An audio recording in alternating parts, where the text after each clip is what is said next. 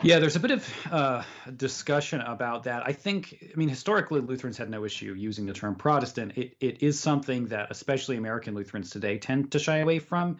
And the reason for that is simply the fact that American Protestantism has largely been defined by the Reformed tradition.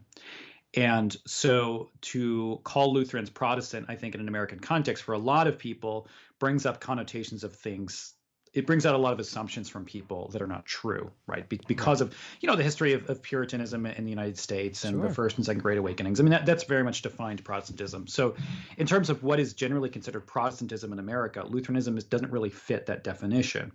Um, so for that reason, many Lutherans prefer the term evangelical Catholic to say that, it's evangelical, meaning the gospel, of course, and Lutherans have often, especially in Germany, been known as evangelicals.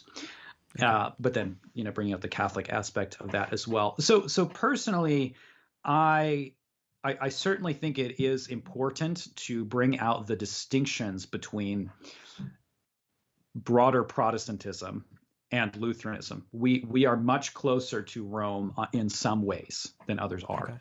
Okay. In the way that Anglicans would say as well. Now, I think the difficulty with Anglicanism too is, as you mentioned, they're so kind of all over the place in many ways. I know Anglicans that are Anglo-Catholics, and I know Anglicans that are also very much on the Reformed side of Anglicanism, and they have different views. You can find that a little bit within Lutheranism as well. You do find.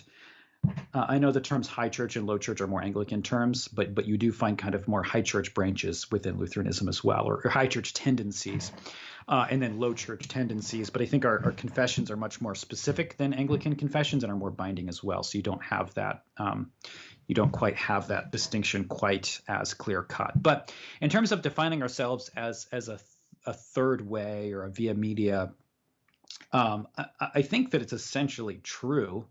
I think that if what you're saying is there are characteristics of the Lutheran movement that distinguish it both from Protestantism, broader Protestantism, and from Rome or Eastern Orthodoxy on the other hand, many Lutherans would see themselves as closer to Rome or Eastern Orthodoxy than they would to evangelicals, for example, which I know is a very surprising, strange thing to hear, probably for a lot of people.